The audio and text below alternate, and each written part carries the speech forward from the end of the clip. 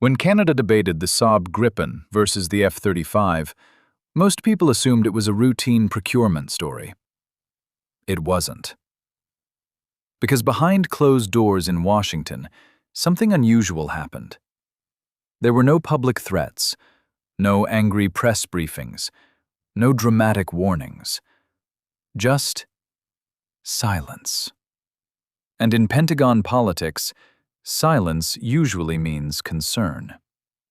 Tonight, we reveal why Canada's Gripen debate quietly terrified the Pentagon, and how a single NATO ally nearly exposed a vulnerability in America's global air power system. This story isn't about which jet is faster. It's about who controls the skies and who decides how allies fight. Canada is not just another customer. It is a founding NATO member, a NORAD partner, the Northern Shield of North America. Every Canadian fighter jet is effectively part of continental U.S. air defense. That's why, for decades, Canadian air power decisions followed a pattern. Fly American aircraft, train in American doctrine, plug into American command systems. So when Canada seriously evaluated the Gripen, Washington noticed immediately. Not because Gripen is superior, but because it represents something dangerous to the Pentagon's model of allied control. Here's what most people misunderstand. The Pentagon's greatest advantage isn't the F-35's stealth, it's integration dominance. The F-35 is a flying sensor node, a data fusion platform, a command and control asset. When allies buy F-35s, they don't just get jets. They plug into US-managed mission data, shared threat libraries, centralized software updates, controlled weapons integration. This creates interoperability on American terms. Now enter the Gripen. Gripen offered Canada full mission software access, domestic weapons integration, independent upgrade authority, no external permissions to deploy. For the Pentagon, this wasn't competition. It was fragmentation. Canada's geography exposed another uncomfortable truth. The Arctic is not Europe. It's not the Middle East. And it's not a carrier deck. It's frozen runways, limited logistics, extreme cold, vast distances. Canada quietly admitted something critical during evaluations. Sustained Arctic readiness favors dispersed, low-support operations over centralized, high-tech basing. That is Gripen's specialty.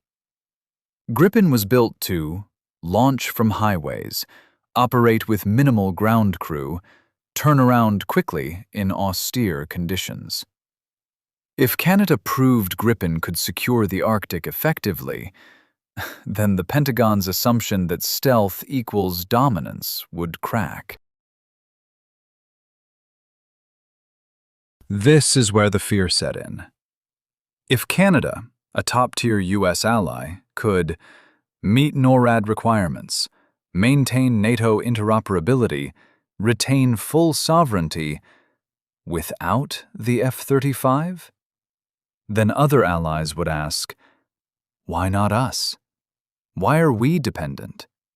Do we really need permission to upgrade our own jets? The Pentagon wasn't afraid of Gripen. It was afraid of the example Canada could set. One idea haunted U.S. planners: mixed fleets. A future where allies operate. Some F-35s for coalition warfare, some sovereign platforms for national defense. This would reduce U.S. leverage, complicate command chains, weaken centralized control. Canada's Gripen debate normalized that conversation, and once normalized, it can't be undone. You may wonder, why didn't Washington openly oppose Gripen? Because pressure would have backfired.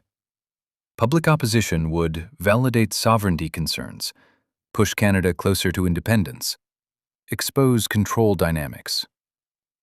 Instead, the Pentagon relied on institutional momentum, interoperability arguments, long-term alliance framing, quiet influence. That silence was strategic. Canada's Gripen debate didn't end when Ottawa leaned toward the F-35. Its real impact is unfolding quietly and far beyond Canada.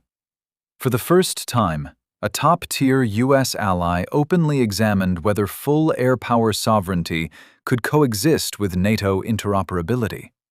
That question alone changed everything. The debate exposed a hard truth. Modern fighter jets are no longer just aircraft. They are control systems, governed by software access, data permissions, and upgrade authority. By seriously considering Gripen, Canada legitimized an alternative model. Interoperable, but not dependent. Allied, but not controlled. Networked, but sovereign. This forced NATO planners to confront scenarios they had avoided: mixed fighter fleets, national mission autonomy, reduced reliance on U.S.-managed systems.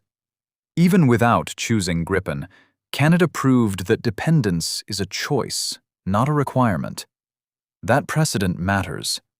Other allies are now quietly asking, do we need permission to defend ourselves?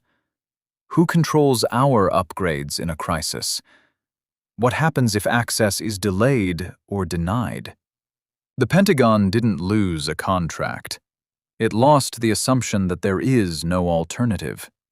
And once that assumption is gone, the balance of Allied air power changes. Slowly, quietly, and permanently. Canada's Gripen debate terrified the Pentagon for one reason. It showed that loyalty does not require dependence, and once allies realize that, the balance of air power changes forever. If you want the next breakdown, how the F-35 became a control system, not just a fighter, why the Arctic may end stealth dominance. Subscribe and stay sharp, because in modern warfare, the quiet battles matter most.